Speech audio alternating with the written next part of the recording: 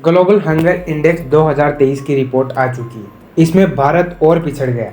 इस साल 125 देशों में भारत का स्थान 111वें नंबर पर है।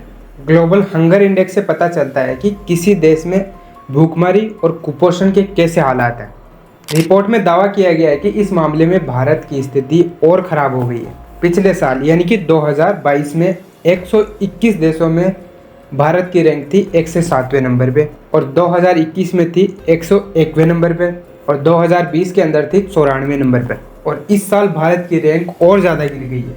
हमारे जो पड़ोसी मुल्क है जैसे पाकिस्तान है 102वें नंबर पर और बांग्लादेश है 81वें नंबर पर और नेपाल है 69वें नंबर पर और उसी के साथ में श्रीलंका है 60वें नंबर पर। लेकिन भारत की रैंक में गिरावट क्यों हो रही है?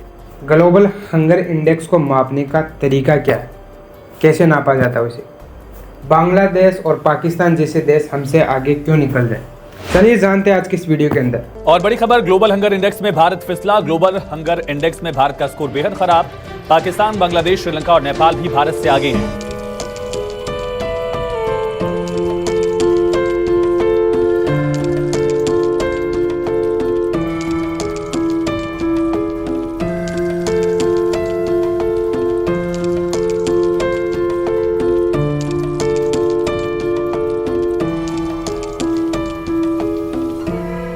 ग्लोबल हंगर इंडेक्स में भारत को 125 में से 111वां स्थान दिया गया है। यही नहीं तो भारत के पड़ोसी देश पाकिस्तान, नेपाल और बांग्लादेश से भी पीछे बताया गया है। लेकिन भारत ने इस इंडेक्स को सिरे से खारिज कर दिया है। आखिर ग्लोबल हंगर इंडेक्स में क्या है, ये रिपोर्ट देखिए। नमस्कार दोस्तों, मेरा नाम है राहुल सैनी। देखिए, सबसे पहले समझते हैं कि ग्लोबल हंगर इंडेक्स क्या है। ग्लोबल हंगर इंडेक्स दुनिया भर में भूख को मापने का एक जरिया है। ग्लोबल इंडेक्स स्कोर ज़्यादा होने का मतलब है उस देश में भूख की समस्या अधिक है। उसी तरह अगर किसी देश का स्कोर कम है तो उसका मतलब है वहाँ की स्थिति बेहतर है। इसे जो है 4 पैमानों के अंदर मापा जाता है। इसमें है कुपोषण, बच्चों में ठिगनापन यानी कि उम्र के हिसाब से उनकी हाइट कम होना और बच्चों का वजन उनकी हाइट के अकॉर्डिंग कम होना, और देश में बाल मृत्यु दर कितनी है। ये 4 चीज़ों के ऊपर वो डिपेंड करता है। उसी से ये रिपोर्ट निकल कर आती है। ठीक है, इसको नापा कैसे जाता है? आपने देखा होगा कि स्कूलों के अंदर आते हैं, कैंपस वगैरह लगते हैं, उनके अंदर बच्चों का वेट नापा जाता है, उनकी हाइट कितनी है, ये सब उनका जो है तैयार किया जाता है सब। मैं तो सरकारी में पढ़ा हूँ तो मेरे को पता है, और प्राइवेट में होता है कि नहीं होता है वो आपको कमेंट करके बताना है। ठीक है, ग्लोबल हंगर इंडेक्स 2023 की रिपोर्ट आ चुकी है, मैंने अभी आपको बता दिया। इसमें भारत और पीछे चला गया है। इस साल 125 देशों में भारत का नंबर है 111वें नंबर पर, यानी कि भारत से 110 लोग जो है आगे हैं, बेहतर स्थिति में भारत से। भारत के सभी नेता चाहते हैं कि भारत से कुपोषण खत्म ना हो। अगर कुपोषण खत्म हो गया तो भारत में ऐसे प्रतिभावान दिमागों की संख्या बढ़ जाएगी जो नेताओं से सवाल करते हैं, उनसे तर्क करते हैं। भारत के सभी नेता चाहते हैं कि भारत में कुपोषण बना रहे और ऐसे मानव संसाधनों की उत्पत्ति हो। देख रहे हैं इनको, इन बागड़ बिल्लों को देखो, ये है देश का भविष्य। लेकिन दुर्भाग्य की बात यह है दोस्तों कि इन जैसे छपरी लोगों को सरकार भी सम्मानित कर रही है। जिस देश में ऐसे लोगों को सेलिब्रिटी माना जा रहा है और जिस देश में ऐसे लोगों का सम्मान ना हो, उस देश में कुपोषण की रैंक यही तो आएगी। टॉपिक से हटकर हम एक चीज़ के ऊपर और गौर करना चाहेंगे। यह है अग्निवीर अमृतपाल सिंह जी। इस युवा ने भारत माता की सेवा करते हुए ऑन ड्यूटी अपनी जान दे दी, और जब इनका पार्थिव शरीर इनके गाँव लाया गया तो सरकार ने इनको वो गार्ड ऑफ ऑनर का सम्मान नहीं दिया, जो कि हर एक शहीद का हक है। चाहे कुछ भी हो, वर्तमान में सरकार की यह नैतिक जवाबदारी बनती है ताकि अग्निवीर सेवा के प्रति आज के युवा का विश्वास बना रहे। इसलिए इनको शहीदी का सम्मान मिलना बहुत ज़रूरी था कि नहीं, आप नीचे कमेंट करके बताइए। लेकिन दुर्भाग्य की बात यह है कि देश में ऐसे लोगों का सम्मान न होकर इन जैसे छपरी लोगों का सम्मान हो रहा है, और इन जैसे लोगों को आज आप सेलिब्रिटी मानते हैं। चलिए इन बातों को साइड में रखते हैं और हम अपने टॉपिक के ऊपर वापस आते हैं। देखिए, हंगर इंडेक्स का कुल स्कोर होता है 100 पॉइंट का। इसके आधार पर ही किसी देश की भूख की गंभीरता का पता लगाया जाता है। अगर किसी देश का स्कोर 0 है तो वहाँ की स्थिति बहुत अच्छी है, लेकिन अगर किसी देश का स्कोर 100 है तो वहाँ की स्थिति बेहद ही खराब है। भारत का स्कोर 28.7 है और उसे गंभीर स्थिति में रखा गया है, और पाकिस्तान का स्कोर 26.6 है, इसे भी गंभीर स्थिति में रखा गया है। बांग्लादेश का स्कोर है 19.0 और नेपाल का स्कोर है 15 और श्रीलंका का स्कोर है 13.3 है।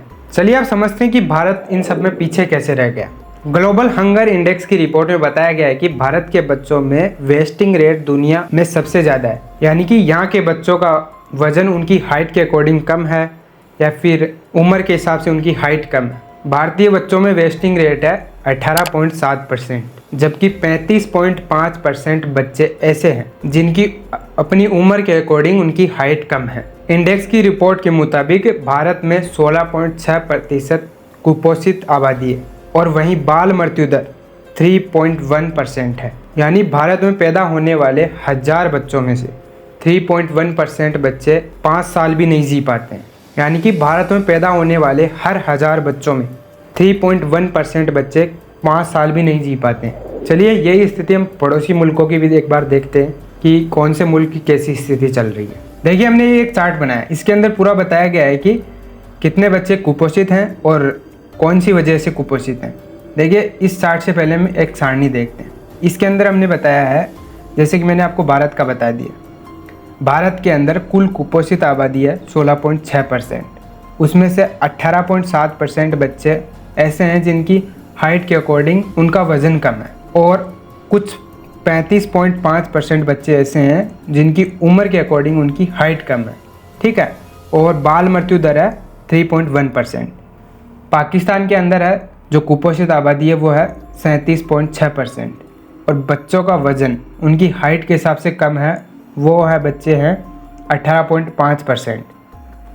ये कैसे मेज़र करते हैं वो मैंने आपको बता दिया है, ठीक है। ये सब हमारे स्कूल के अंदर आते हैं, कैंप वगैरह लगते हैं उनके अंदर।